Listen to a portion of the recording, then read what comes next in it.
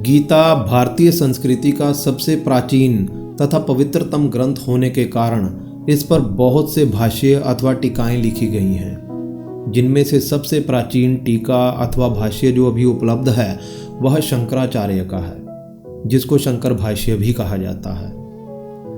शंकराचार्य का गीता के ऊपर भाष्य लिखने का सबसे बड़ा प्रयोजन पूर्व विकसित धारणाओं का खंडन करके अपना मत प्रस्तुत करना था, जो वेदांत शास्त्र के अनुकूल था, जिससे सिद्ध होता है कि शंकराचार्य के पहले भी गीता के ऊपर बहुत से भाष्य तथा टीकाएं लिखी गई थी। शंकर का मत है कि योगी द्वारा परम तत्व का यथार्थ ज्ञान प्राप्त कर लेने के बाद उसके लिए कोई कर्म करना शेष नहीं रह जाता, लेकिन यह स्थिति ब्रह्म तादात्म्य के बाद आती है। उससे पहले तक उसको नित्य नैमित्तिक कर्म करने ही पड़ते हैं। गीता पर कुछ अन्य महत्वपूर्ण टीकाएं भी हैं, जैसे यामुनाचार्य 2 व्यक्तियों द्वारा 2 गीता भाष्य तथा यामुन के शिष्य रामानुजाचार्य द्वारा गीता भाष्य, 13वीं शताब्दी के माधवाचार्य द्वारा लिखित गीता भाष्य तथा उस पर जय तीर्थ की टीका। इसके बाद वल्लभाचार्य, विज्ञान भिक्षु तथा निम्बार्क के द्वारा गीता भाष्य, मधुसूदन की गूढ़ार्थ दीपिका, दत्तात्रेय की प्रबोध चंद्रिका, अभिनव गुप्त की भागवत गीतार्थ संग्रह तथा भास्कराचार्य, जय तीर्थ, राघवेंद्र तीर्थ, ध्यानेश्वर तथा संत ज्ञानेश्वर द्वारा रचित टीकाएं।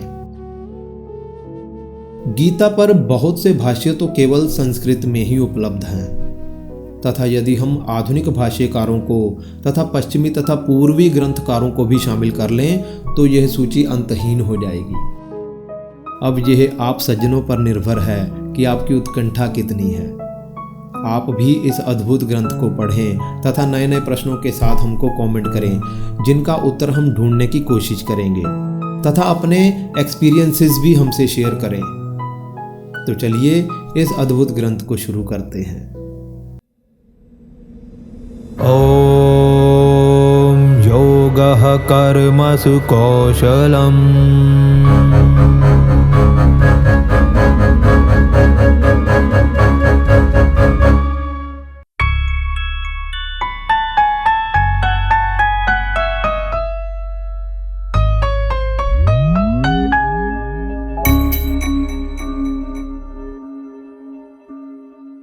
हरिओम।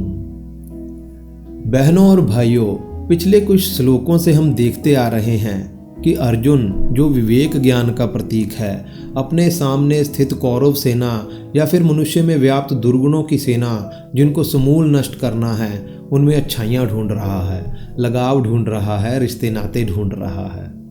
वह रो रहा है, गिड़गिड़ा रहा है तथा श्री कृष्ण से याचना कर रहा है कि हे कृष्ण, हे वार्ष्णे, ये सभी तो अपने परिवार के सदस्य ही हैं, अपने स्वबांधव ही हैं, इनको मारने में बड़ा पाप लगेगा। हम लोग राज्य तथा सुख के लिए अपने ही स्वजनों को नहीं मार सकते।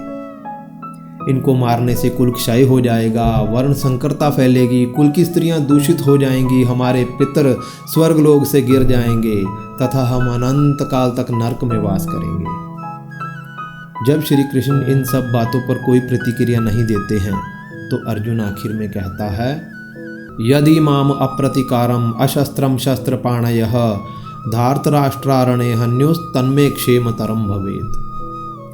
यदि मुझ प्रतिकार न करने वाले तथा शस्त्र रहित पर शस्त्रधारी धृतराष्ट्र के पुत्र आक्रमण करके मुझे युद्ध में मार भी डालें तो ये भी मेरे लिए अति कल्याणकारी होगा। यह अर्जुन की आखिरी घोषणा है कि वो युद्ध नहीं करेगा। अब इस पर कोई टिप्पणी नहीं होगी। अर्जुन की शारीरिक गतिविधि तथा मानसिक अवस्था पर संजय कहते हैं, संजय उवाच एवं मुक्त्वार्जुनः संख्ये रथोपस्थ उपाविशत विसृज्य सशरम चापम शोक संविघ्न मानसः।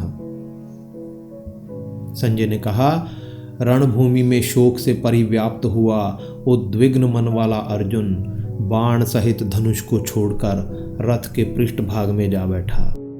अर्थात परमात्मा प्राप्ति के लिए जो युद्ध लड़ा जाता है, जो तप मन सहित इंद्रियों को तपाकर किया जाता है तथा राग द्वेष से रहित होकर जो कर्म किया जाता है, मोहवशात उससे विमुख हो जाता है। संजय के इस श्लोक के साथ गीता का पहला अध्याय यहाँ पर समाप्त होता है। इसलिए ओम तत्सदिति श्रीमद्भगवद्गीतासु उपनिषत्सु ब्रह्म विद्यायां योग शास्त्रे श्री कृष्ण अर्जुन संवादे अर्जुन विषाद योगो नाम प्रथमो अध्यायः। इस श्लोक को गीता की पुष्पिका कहा जाता है, जो महर्षि व्यास ने हर अध्याय के अंत में दी है।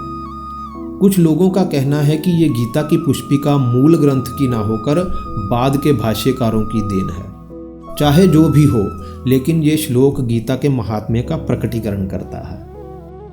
इसमें जो ओम, तत् तथा सत है वो परमात्मा के ही भिन्न नाम है। ब्रह्म विद्या का अर्थ है जो विद्या ब्रह्म से तादात्म्य करा दे। योग शास्त्र का अर्थ है योग की शिक्षा प्रदान करने वाला शास्त्र। कृष्णार्जुन संवादे का अर्थ है श्री कृष्ण तथा अर्जुन के बीच का संवाद। अतः इस प्रकार श्रीमद् भगवद गीता रूपी उपनिषद में ब्रह्म विद्या तथा योग शास्त्र में श्री कृष्ण तथा अर्जुन के बीच के दिव्य संवाद में अर्जुन विषाद योग नामक पहला अध्याय पूर्ण होता है। हरि ओम।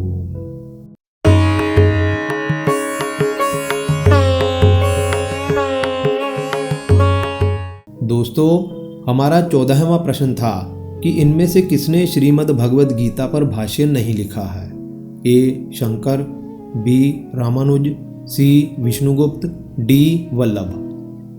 सही उत्तर है सी विष्णुगुप्त। इस वीडियो के शुरू में हमने गीता के कुछ भाष्यकारों के नाम गिनाए थे, जिनमें शंकराचार्य, रामानुजाचार्य तथा वल्लभाचार्य प्रमुख थे। विष्णुगुप्त का नाम गीता से जुड़ा हुआ नहीं है। आचार्य चाणक्य, जिनको कौटिल्य तथा विष्णुगुप्त के नामों से भी जाना जाता है, चंद्रगुप्त मौर्य के राज्य में महामंत्री थे। आचार्य चाणक्य का जन्म 375 ईसा पूर्व में विक्रमशिला अर्थात तक्षशिला, जो वर्तमान युग में पाकिस्तान में स्थित है, में हुआ था। आचार्य विष्णुगुप्त के द्वारा लिखित अर्थशास्त्र को आर्ष ग्रंथ का स्थान प्राप्त है तथा चाणक्य नीति भी, जो सर्वलोकप्रिय है, उनकी ही देन है। इस श्रृंखला में हमारा 15वां प्रश्न है, भगवान विष्णु ने अपने वामन अवतार में दैत्यों के किस राजा से 3 पग धरती मांगी थी। ए राजा सगर, बी राजा कुशनाभ, सी राजा गाधी तथा डी राजा बलि। कृपया कमेंट करके जरूर बताएं। हरि ओम।